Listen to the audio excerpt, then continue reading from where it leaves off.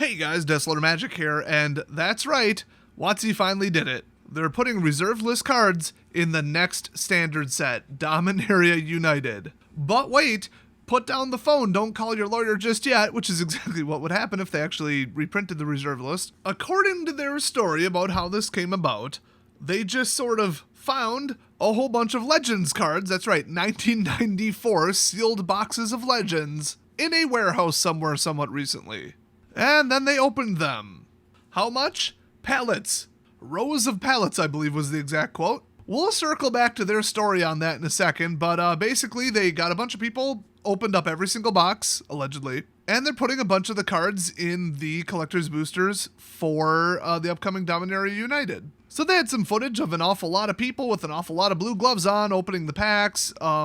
Yeah, so there's almost 75 cards in Legends that were put on the reserve list. It's basically all the rares. And now, according to them, you will have approximately a 3% shot at opening one of these cards in a collector's booster for Dominaria United. Wow, 3% on an already overpriced product. Yikes. It is coming off of the massive ripoff that was the collector's boosters from Double Masters, but I think they're going to go back to 12 per box instead of 4, and like, what was it, 20 bucks per pack instead of, 80 or whatever it was. But still, I would not go looking for these. I mean, like, yeah, you could open a Dune Oakenshield. He's been on the reserve list for a while. Total garbage card, but it's like 150 bucks. Ungraded, just because he's that rare. I actually wonder what's going to happen with this new supply. But it's not really that many cards, but also reserve list cards from 1994, there's not many of them either. So hard to say. I think it is going to cause a bit of a price crash, but not much of one, because the supply is next to nothing. I mean, come on. Which is weird, because they said there's rows of pallets of boxes. I mean, they didn't give an exact number, and I would feel a lot better if they did, but they never disclosed their total print runs or, like, total sales numbers and that kind of stuff. They used to do it accidentally, but they really like keeping that under wraps. So if they already said your odds are about 3%, and then you could say, oh, well, they open this much, and, you could probably reverse it and say, oh, they sell this many collector's boosters worldwide. Oh, that's up, that's down, and then the stockholders just go nuts. They want to avoid that, I get it. But, well, I mean, that's the whole story pretty much. Other than, does their story seem a little bit sus? Yes, the timing, their greed lately, the jumping of the shark, the $88 4-pack boosters, just everything. And now, oh, we just dug up something that's 28 years old or whatever. Oh, look at this. We're going to stick it in here as a super hyper rare glorified lottery ticket. Which, by the way, by the time they get out there on the market, nobody's going to buy these and the price is going to crash. It's just going to be, they might as well have just done expeditions. But if they honestly actually just located these, and that's actually what happened, and the story is true on its face, well, what else are they going to do with them? In fact, let's talk about that. What should they have done with them? Is there a better thing to do with them than just kind of give them out as a promotional stunt that partially makes them money? I'm going to explore the options that I see here, and none of them are great. But first, have you ever heard of Jace Medical? And if you're already picturing it in your head, no. There's a company called Jace Medical, with an S, by the way. They are out there doing a wonderful service. I'll keep these super short because I did the long whole video on my other channel. But they have actual doctors check your medical history and any kind of medication interactions and say, okay, because of your demographics, your age, your gender, your size, whatever, and the fact that you're on this or have a history of allergies with this, you could take this, and this. And not only that, but like not all antibiotics are the same. They don't just all universally kill all bacteria, quite the opposite. If you had like an infected skin wound versus like a UTI versus another type of infection, those are 3 completely different medications that are recommended for those. So they sent me out a kit and sponsored my other channel, but I'm mentioning it here because I get more exposure here. And man, it's a lot cheaper than I thought it would be for what I got. It's not the cheapest thing in the world, but you guys already probably buy Magic products. I don't think you're going to mind the price tag, considering it could save your life instead of just be some cool, fine luxury cardboard rectangles. Thanks, Mike, for inventing that term, I assume. But yeah, check them out. Just the link in the description if you want to, see what they're all about. And that link down there will get you a little discount. And you'll be helping to support the channel and ensuring your safety and the safety of your family in the future in case of supply chain limitations. I mean, you never know. You could order some antibiotics and then somebody leaves them in a warehouse for 28 years. I don't know. So speaking of that, when they found them, what should they have done? How pissed would people be if they just burned it? Just burned all the boxes. People would never forgive them. They would get death threats. Some people would be like, I respect that to preserve the singles prices, but the other 99% of people would be like, what? Why? And the conspiracy theories about not all of them getting destroyed, shredded, burned, whatever. And yeah. So let's say they can't go that route. Okay, what do? Unload them onto the market? Have an auction? Have it be a charity fundraiser thing? Or, well, it's WOTC. They would just sell it and keep the money. The only charity they're involved right now is charitably allowing Hasbro to not go bankrupt after their disastrous leadership and terrible acquisitions. Although, hey, no D&D movie out. It already looks kind of sketch from the trailer. Wow, one movie after they bought Power Rangers, G.I. Joe, and an entire production company. That was 10 to 15 billion in debt well spent. So that's why I'm saying Hasbro keeps asking for more and more and more money, and 2019 and 2020 were not good to anyone. This whole story seems awfully convenient, you know? The other thing is, like, anybody who works in a warehouse and like inventory and all that knows you don't just lose whole pallets of stuff. You might find something that fell behind a shelf or something that was misclassified, or we've all heard about stuff at the post office getting found after like a year because it was behind something. But even in like '08 when I worked at a hospital, like the paper medical records, yeah, some of them were from like the 60s, but we knew where they were. So I could see them losing not even one pallet, because eventually somebody's got to ask, what is this pallet?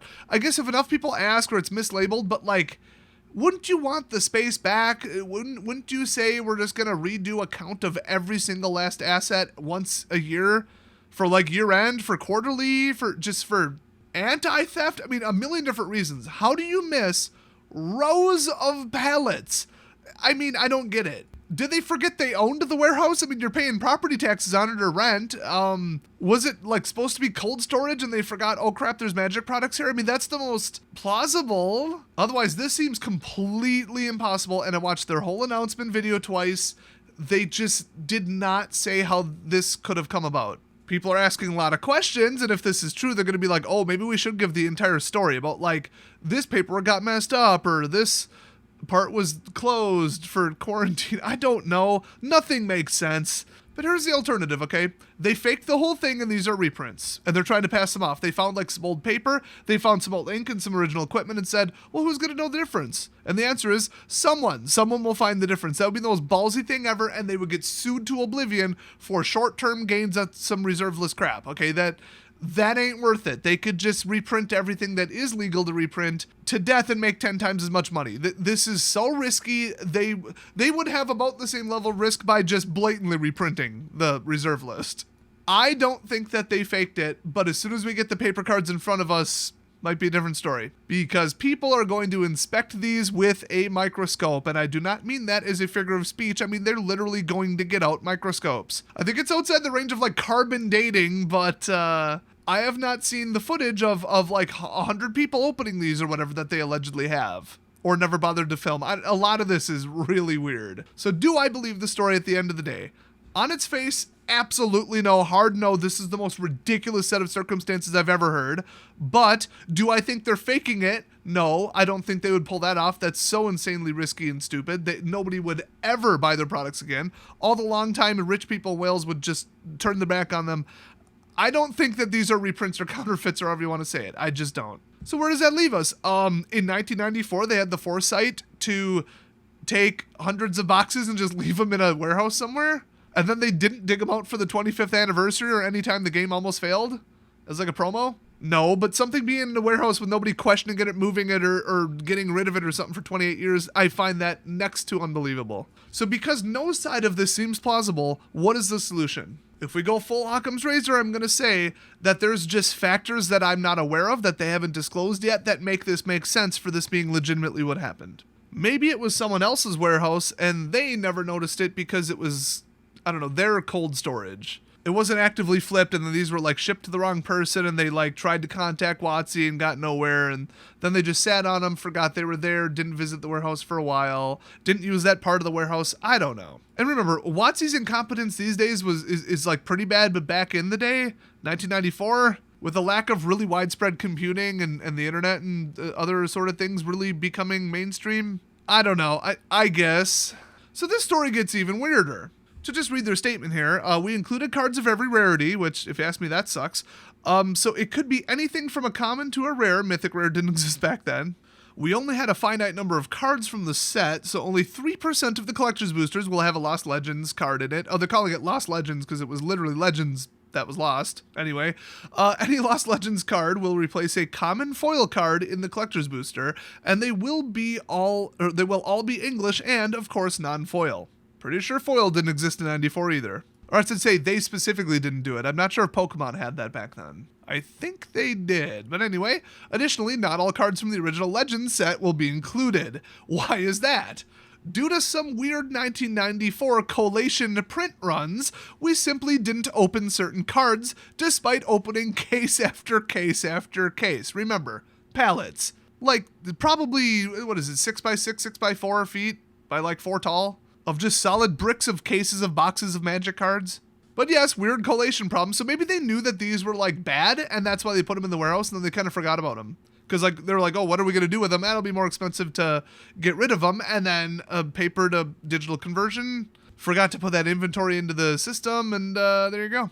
So the cards that just were never in this entire block of, in theory, like a linear print run, or serialized sequential, however you want to say it, was Adventurer's Guildhouse, Arborea, Backdraft, Blight, Blue Mana Battery, Brian Haig, Cathedral of Sarah, Cocoon, Deadfall, Eternal Warrior, Floral Spasm, that's actually a cool card, Frost Giant, Great Defender, Green Mana Battery, Heaven's Gate, Hunding Gjornerson, Ivory Guardians, Cry Shield, Land Tax, ooh, that's a problematic card, Lord Magnus Mana Drain, oh, that's a shame, Marhalt Elsdragon, Mountain Yeti, no, the Yeti, we don't get the Yeti. Oh, that's a shame. Presence of the Master, Princess Lucrezia, Puppet Master, Rabid Wombat, Rajan Spirit, Ramirez de Pietro, sounds familiar, Relic Bind, Sea King's Blessing, Seafarer's Quay, Seeker, Shimian Night Stalker, Silhouette, Sir Chandlar of Eberron, Civitri Scarzum, Spectral Cloak, Spirit Link, Sunastian Falconer, Tackle Maggot, spelled with 2 Ks because of course, Torwaki, Undertow, Underworld Dreams, that's a shame, Unholy Citadel, Wall of Dust, Wall of Light, Wall of Putrid Flesh, Wall of Tombstones, and White Mana Battery. That's got to be just about like a sheet. I mean, I don't know how they were back then. Now, after that list, and this is going to be its own video because I'm going to go off, okay? I don't want to bury the lead here, but all they say after the end of that list is, additionally, the following cards will not be included. I'm going to read this list, and then I'm going to tell you what they actually did, it would appear, in a separate video. It might melt your headphones clear off your head. I'm a little bit mad about this. Just a tiny... I mean, I'm not known for getting angry in videos. Anyway, Alabaster Potion, Barbary Apes, Caverns of Despair with art by Harold McNeil... Cleanse, Craw Giant, yeah, that Cleanse, Darkness, Flash Counter, Gwendolyn D. Corky, Imprison, Invoke Prejudice, I'm giving it away, aren't I? Pradesh Gypsies, Pyrotechnics, Relic Barrier, Sylvan Library, and Wall of Opposition. Really, Sylvan Library? Oh, I've got to go hit something. I'll be right back. Okay, I just destroyed my entire house, but, yeah, they say, but everything else is fair game. It could be anything from an active volcano or a Dune Oaken Shield to Zera Arian or Zephyr Falcon. It could even be a Moat, which is worth an ungodly amount of money for now. Now, with, almost 75 rares, I think it's 73, something like that in the set. Actually, 72, whatever. I don't know how many packs they open, but think about it. 3% shot per, collector's booster. And then inside of that 3%, you've got a very high chance of it being a common or uncommon. I don't know what the ratios were back then. I could look it up, but if I don't know the numbers of collector's boosters, who cares? But I don't know, 1 in 3, 1 in 4, 1 in 5 shot maybe of it being a rare. So you could open 100 collector's boosters and you might get a rare, and then of them you might get, well, you got a 100% chance of it being one on the reserve list because that's what it is. And then there's, 72 or whatever of them. So don't you think that, 50 of each card, I don't know, just throw a number out there. It wouldn't be 5,000 of every card. Maybe 10 to 50, I don't know, just throw a number out, of each individual copy of each individual card is going out there on the market. That's not quite enough to crash it. But do they have the buying power to soak it up? And more importantly, does it even matter? Because is the entire old school reserve list stuff just propped up by suspicion and just full-blown, tulip bulb sales, if you know what I mean?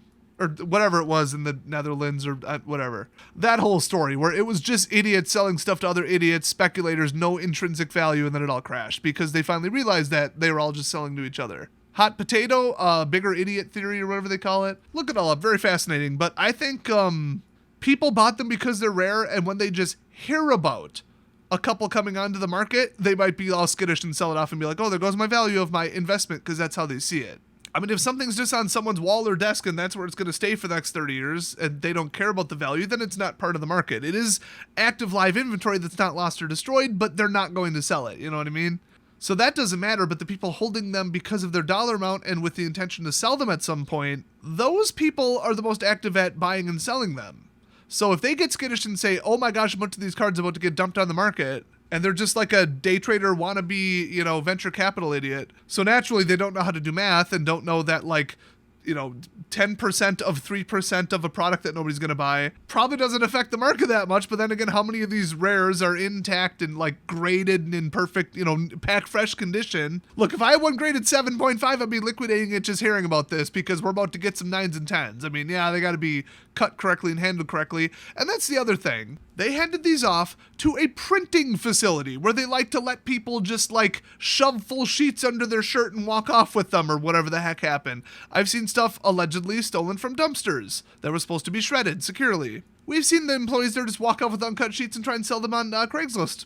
We've seen sealed products go missing from these places, and they do not have good equipment. They do not have good security. This is not that Canadian company that prints like most of the lotto cards for like scratch off lottery and stuff for America. Okay, this is not them. And even they, I'm not going to talk about it, but they ain't exactly Fort Knox either. So they just took like millions, like no joke, multiple millions of dollars worth of cards in all likelihood, and just handed them off to a printing facility. I sure hope they sent like observers or auditors or something, but it sounds like exactly what WOTC would do, to just wing it. Just ship it to them FedEx or something, hope it gets there, and hope that the number you sent them actually goes into the packs with absolutely no way to audit it whatsoever. Because once they're in the packs, they don't have numbers, final numbers of who opened what. You know, it's paper, it's not digital. And then the people just putting them in, or the machinery, did it dent the cards? Did they handle them correctly? Did they have gloves on? How'd they do it?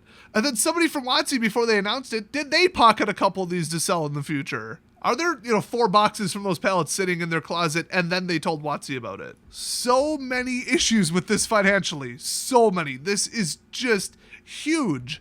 So this is, by a long shot, since I've started playing and following Magic and running this YouTube channel, by far the craziest story I've ever heard. At least coming from WOTC. Although seriously, I want to know the full story about the person who accidentally lit themselves on fire at one of the pre-releases. It was just like, guy posts it on Facebook, refuses to elaborate further. But yes, this is even crazier. So, of course, I gotta mention, they did something very similar to this in the past with original Zendikar, okay? Just the first print run, so on the back the tag would end in A, and then they did subsequent, reprints, second waves, or whatever you want to call it. Those did not have the ultra rare cards in them, but they gave away straight up Power 9. We're talking, Black Lotus, Time Walk, Time Twister, all that. At least one of each.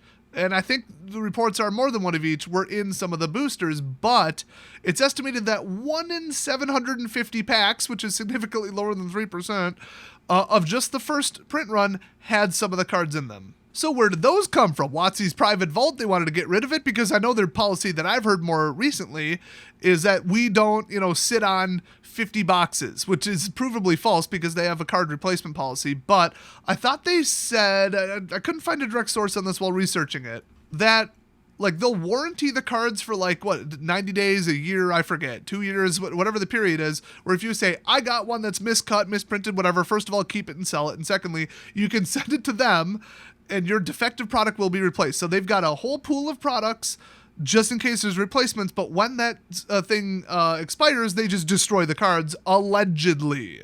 Once again, I remember them saying that, or somebody saying that they said that or something. I couldn't find a direct source on that. But WOTC's policy is we don't just sit there and sit on 100 boxes of every set to sell 20 years in the future because, yay, we like destroying the secondary market and we want to be rich, okay? Their job is not investing in cards. It's selling new standard products and reprints at overpriced secret layers. So the rumor is, and I've heard every story known to man, but couldn't find, once again, a direct source on this because they do not talk about this. Where did they source these cards from? Well, the answer is allegedly the secondary market. And I say that because some of the cards were signed, and so I think that's what they picked up, were signed like Mox Jets and stuff. They were from Revised and Unlimited, and some were signed, some weren't, and the dual lands, I should say, but some of the ones inserted were actually misprinted, which is weird. So we don't know if it came from WOTC's own secret inventory and they were just like, we really shouldn't be holding on to these because it'll make people on secondary market nervous. Let's just liquidate them all, put them in the Zendikar packs as like an ultra rare. Or if they just straight up went to vendors and said, hey, we're going to buy them. And if they did, I heard it was like Smurf accounts and just random, like, I'm going to show up to a GP with a ton of money. Here, take this certified check or credit card or whatever. I'm going to buy like 100K worth of cards from you. I totally don't have a cousin that works at WOTC. So yeah, there was rumors that right before this happened, a lot of really old rare cards got bought up by like unknown parties, some of which suspiciously lived in or near Seattle. So I mean, just think about it. Like Mark Rose orders, like goes to Card Kingdom and just like makes a purchase and then starts throwing them in boosters and says, oh, we just kind of had these, and then just refuses to say where they came from. Allegedly that's what happened, but this was around what, 08, 09, right around there. I mean, we don't even have a time frame on when they were collecting these. So they did it, but it was a 1 in 750, but they were like all valuable. I don't think they put any bad cards in there. I mean, even like Unglued Islands were in there and those are pretty pricey. So this is a much, much higher volume because remember, the game's bigger. It has more players now, allegedly. And then on top of that, 1 in 33 packs of just the collector's boosters, but okay. And they threw in commons and uncommons. It all balances out to this is probably roughly similar, but in theory, a little bit higher of a volume. But an awfully similar stunt at the end of the day to the original Zendikar, the Priceless Treasures, I don't know, feature, I don't know what to call it, the publicity stunt that they've done in the past. But that's the only time that they've ever done something like this that I'm aware of. So like I said, the first time around, they allegedly just went to the secondary market and bought up the cards, threw them in there, made them ultra rare, and it was just a publicity stunt and you were super not going to open one. But they were all valuable. This time around, they just found some 28-plus-year-old inventory in some warehouse that nobody questioned or moved, or audited or recounted. Okay. I think that they found them a couple years later after a mistake and were like, oh, what should we do with these? Oh, crap, they're reserve list. I don't know. Let's sit on them until we can find out what to do with them. And then finally, they're super desperate for money in 2022, and they're like, I know what we could do with them. Let's do Priceless Treasures again. But still, if they were aware of them shortly after 1994, even just years later, Zendikar was like basically 09. So wouldn't they have put them in there instead? So they had to have not been aware of this until after 2009. And now it's 2022 and they just found them or whatever. We're not getting many hard details from WOTC, and that's why everybody's going full-blown conspiracy on this. But like I said earlier, I wouldn't go throw money at this like, oh, I could finally open an ultra rare, like a real one with intrinsic value. No, the intrinsic value is based on the print volume, and now that we're about to dump a bunch more on the market. Plus, at 3% with what those cost a piece, just to get one, you'd have to throw so much money at it, and it's non-progressive and like, whatever. Like, if you open 100 packs in a row, that doesn't mean, oh, well, I'll definitely get this money. Now, if you open 10,000 packs, you could allegedly, if they put them in evenly and fairly with proper probability, you would pull a predictable number. Because like I said, I opened, I think it was +1 over what I should have, which was 43 instead of 42 from like 105 boxes of Battle for Zendikar. That's how many expeditions I pulled. And that's like exactly what I expected would happen. Plus we had the exact level piles of all the rares and mythics. Kind of took the fun out of it, but they sold pretty good online, just saying. But I would not chase these. I would not throw money at them. I would not say this is how you're going to get rich. I doubt that it has a positive return, unless you count like the other cards in it. But don't fall into that stupid gambling thing, especially since they sell these to people under 18, that, oh, well, I'm going to will it to happen. Oh, well, it'll be me because I'm lucky. That none of that exists, okay? Math and statistics. I didn't just open 105 boxes or whatever the hell I ordered. It was about 10 grand worth of BFZ. And then got hard numbers and statistics collected from it and opened it exactly linear to what we thought, to have you say, well, I'm going to be the one that will open one pack and get a hyper rare $1,000 card, because probability states you're not. You want to gamble on something? Gamble on like 5 garage sales, or as we call them, rummage sales. Look for some stuff, pawn it, flip it on eBay, flip it on Craigslist, and double up. There you go. You're more likely to win or get money from that. And it's a better use of your time and money. I always tell people, garage sales, thrift sales, estate sales, auctions, bankruptcy, liquidations, yeah, all that, Goodwill, that's my lottery. That's how I gamble. You want a really good shot at making money on what you're doing? Just operate a business. I mean, that's basically what it is. Or visit the video sponsor, Jace Medical. I mean, Teferi might be a real scumbag, but Jace isn't. Okay, I cannot like legally say that. That's a joke. It's spelled differently, no association. But yeah, Jace Medical, it's a good investment in your future. And just like WOTC, I can't mention any sort of secondary market value. of any prescription-only non-transferable products in the future, but I think it would be very valuable for you to hold them, especially considering the shelf life. So you want something to throw money at instead of WOTC stuff, WOTC products, and this interesting new stunt? Yeah, I'd buy it before I even bought another gun, and that's coming from me. I buy a lot of guns. Hey, they both could save your life, just one's a little more likely, probability-wise. So check out the sponsor, link in the description. This is the craziest story ever. If you like it, leave a like, subscribe, especially for the next spicy video that I already said that's coming, and I'll see you guys next time.